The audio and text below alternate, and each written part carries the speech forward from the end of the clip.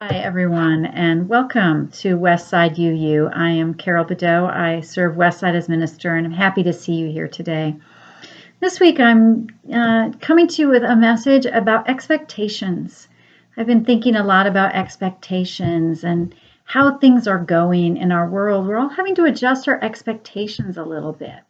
So, this week's message for me is really about expectations. So I've really been enjoying getting time to talk with a lot of you during our weekly Zoom coffee hour gatherings. You know, pre-pandemic, we had in-person coffee hour, and I could only talk to a few of you in small groups or one-on-one. Usually there was so much else going on. You know, there were meetings and classes and things like that, food to prepare, potluck, that those conversations weren't very deep or very lengthy. But now, thanks to our current virtual reality, we get to have these really long, deep check-ins and conversations as a group. Of course, not everyone participates in our virtual gatherings, and many of you are actually missed during these weekly times of being together. But for those who are able to attend, it's a great time to really hear one another's thoughts, to learn about our interests, what's going on for us. This week, our conversation was not so much a check-in as kind of a more rambling conversation. We touched on things like food and farming, our pets, housing development, social justice, and the holidays. So this last topic struck a real chord for me because September for me is the beginning of what I consider to be the big, long holiday season.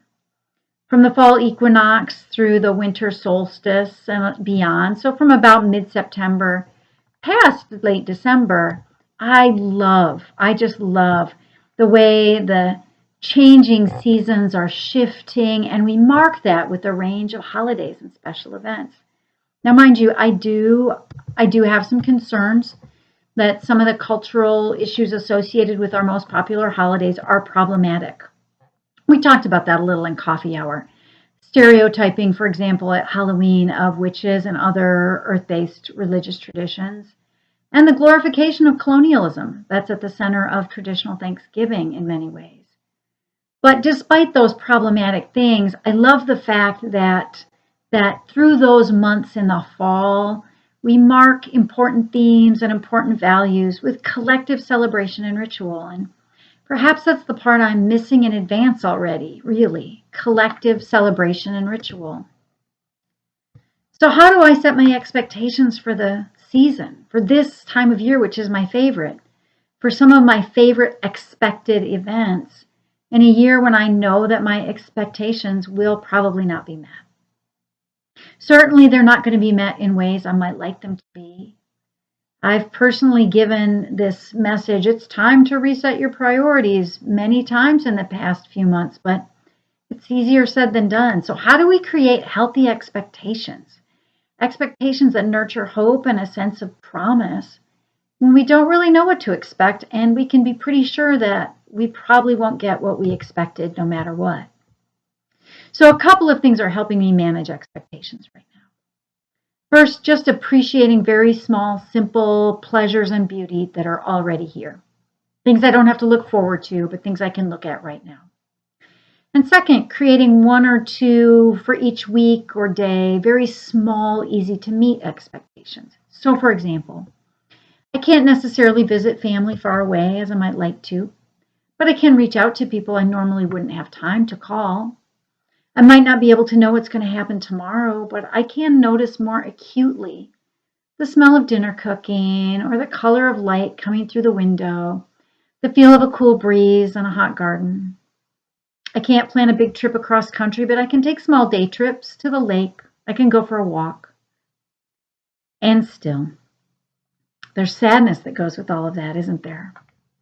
There are times when I feel let down or disappointed or sad. I have a sense of longing for what isn't happening right now. And I guess the way I'm managing that is the same.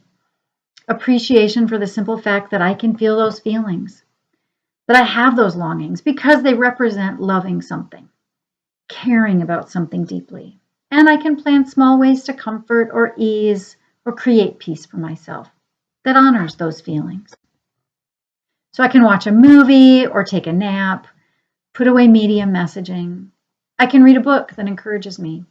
I can color in a coloring book or do some art or listen to some music. In other words, I can manage both my expectations and also my unfulfilled expectations with small, kind gestures towards myself and others. For the long fall holiday season, which I look forward to each year when September 1st comes, I'm going to have to be more creative this year. Perhaps I'll pull out craft supplies. Perhaps I'll write long letters or cook something special that takes a really long time to prepare. And I can rest when I need to, in the knowing that it's possible to lower my expectations without having to give up what I love. So I hope that whether you're feeling calm and happy with the lowered expectations of our time, or maybe struggling with some disappointment or grief or upset, you might find some ways to turn small, simple gestures into acts that bring more kindness, more peace, and more caring into your own heart and into our world. May it be so. Have a wonderful week.